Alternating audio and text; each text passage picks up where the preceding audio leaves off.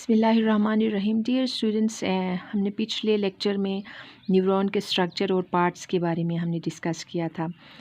इस लेक्चर में हम टाइप्स ऑफ न्यूरॉन्स की बात करेंगे, स्पेशली ह्यूमन के अंदर अगर हम कुछ टाइप्स की बात करते हैं तो सेंसरी न्यूरॉन, एसोसिएटिव, इंटरमीडिएट, जिसको मल्टीपोलर इंटरन्यूरॉन भी कहा जाता है, या रिले न्यूरॉन, और मोटर न्यूरॉन्स के बारे में हम डिस्कस करेंगे। मैमल्स के अंदर यूजुअली ये स्पेशलाइज्ड टाइप ऑफ न्यूरॉन्स होते हैं। ठीक है, अगर हम सेल के ये जो नर्व सेल है या न्यूरॉन्स होते हैं, जो चीफ स्ट्रक्चरल और functional unit of nervous system कहलाता है ये न्यूरॉन्स, और इनके अलावा जो है ना कुछ दूसरे सेल्स भी होते हैं, और हायर में एनिमल्स के अंदर स्पेशली ह्यूमंस के अंदर जो है न्यूरोग्लिया पाए जाते हैं। ठीक है, न्यूरोग्लिया जो होते हैं ये तकरीबन हमारे ह्यूमन के नर्वस सिस्टम का आधा हिस्सा जो है ना ये न्यूरोग्लिया से बना होता है। ठीक है, न्यूरोग्लिया जो है ना ये वाइटल रोल प्ले करते हैं न्यूटेशन ऑफ न्यूरॉन्स में।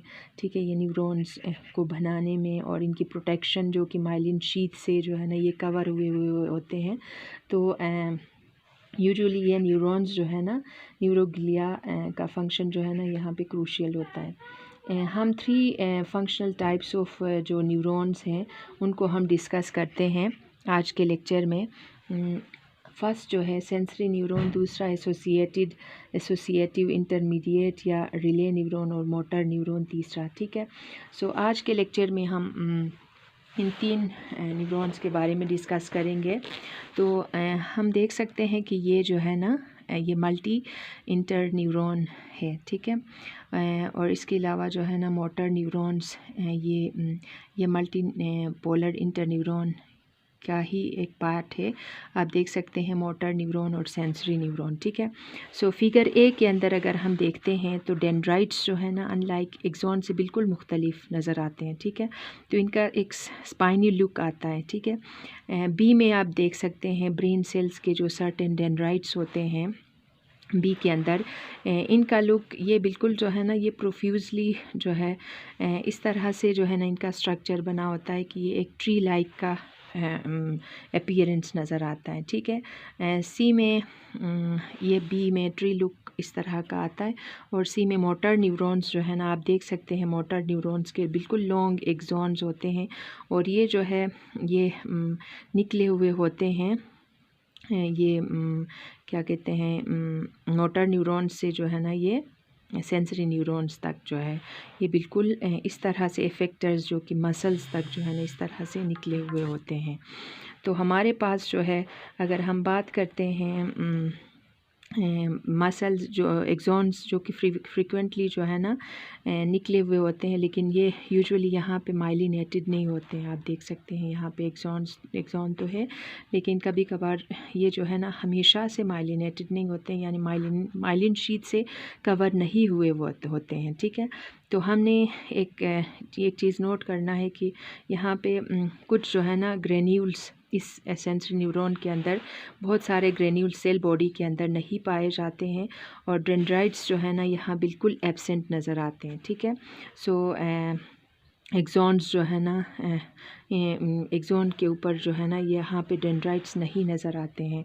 अगर हम इसी डायग्राम सेंसरी न्यूरॉन की डायग्राम को ही देखें तो यहाँ पे एक फ़ाइबर नज़र आता है, और शॉर्ट डिस्टेंस जो कि सेल बॉडी से बिल्कुल शॉर्ट डिस्टेंस पे एक ब्रांच जो कि पेरिफेरल सेल यहाँ एक नज़र आता है, पेरिफेरल ब्रांच। ठीक है, सो दूसरा जो है ना हमारे पास सेंट्रल ब्रांच जो है ना जो कि सेल बॉडी के दूसरे हिस्से में नज़र आता है। ठीक है, सो हमें पता चला कि बहुत सारे यानी सेंसरी न्यूरॉन्स के एक ही फाइबर एक होता है, और बहुत सारे ब्रांचेस जो कि शॉर्ट डिस्टेंस पे होते हैं सेल बॉडी में से। ठीक है, एक ब्रांच पेरिफेरल जो कि रनिंग करता है और तकरीबन रिसेप्टर साइट से डोर्सल रूट गैंग्लियन की तरफ और सेल बॉडी यहाँ पे लोकेट होता है, और दूसरा ब्रांच जो है ना ये सेंट्रल, जैसा कि पहले भी बताया मैंने, सेंट्रल ब्रांच जो होता है ये सेंट्रल ब्रांच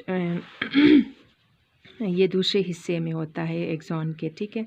तो ये यानी इनके अंदर एक चीज़ नोट करें कि टर्मिनल पोर्शंस के अलावा जो है ना एंटायर फाइबर जो है ना, जो स्ट्रक्चरली और फंक्शनली ये बिल्कुल जो है यानी स्ट्रक्चरली और फंक्शनली एक्सॉन टाइप का ही होता है, ठीक है। इनके पेरिफेरल ब्रांच कंडक्ट करते हैं नर्व इम्पल्सेस को सेल बॉडी की तरफ लेके जाते हैं, और सेंसरी न्यूरॉन इस तरह के जो सेंसरी न्यूरॉन इस टाइप का जो होता है, इसमें ट्रू डेंड्राइट्स नहीं होते हैं, डेंड्राइट्स नहीं होते हैं।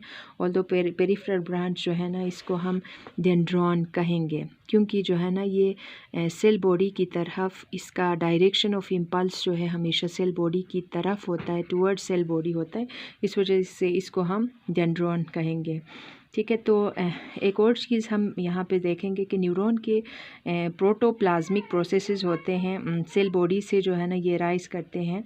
इनमें न्यूक्लियस और कुछ वेरियस ऑर्गेनेल्स एम्बेडेड होते हैं साइटोप्लाज्म के अंदर।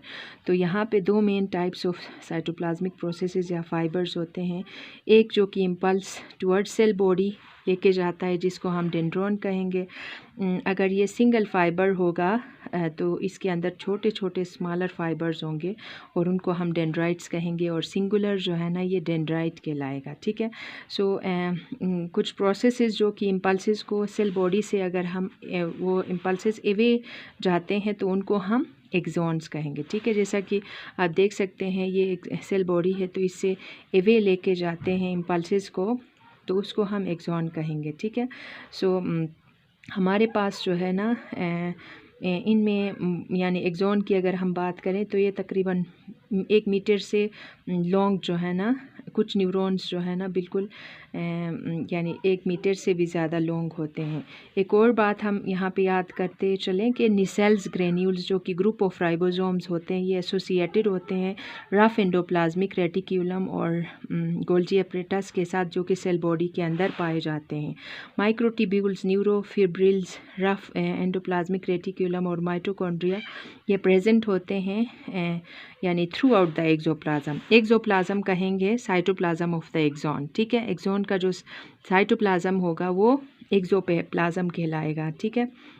तो यहाँ पे ये सारे ऑर्गेनेल्स जो है ना ये प्रेजेंट होते हैं। और लास्टली जो है सेल बॉडी को हम सोमा भी कहते हैं, जो कि main nutritional part of cell होता है, और ये कंसर्न्ड होता है बायोसिंथेसिस ऑफ द मटीरियल्स में, जो कि ग्रोथ के लिए नेसेसरी होते हैं, मेंटेनेंस ऑफ न्यूरॉन के लिए।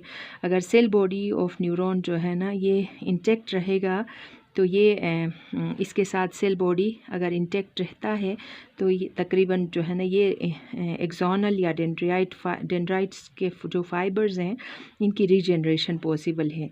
लेकिन ये हमें मालूम है कि न्यूरॉन्स जो है ना एक दफ़ा मैच्योर हो जाते हैं तो ये फर्दर जो है ना डिवाइड नहीं होते हैं।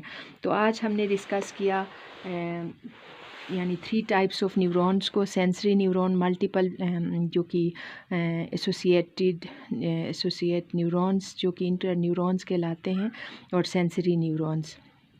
उम्मीद है कि आपको ये वीडियो पसंद आई होगी। अगर आप को ये वीडियो पसंद आई है ज़रूर तो आप इस चैनल को सब्सक्राइब करना नहीं भूलिएगा। Thank you so much.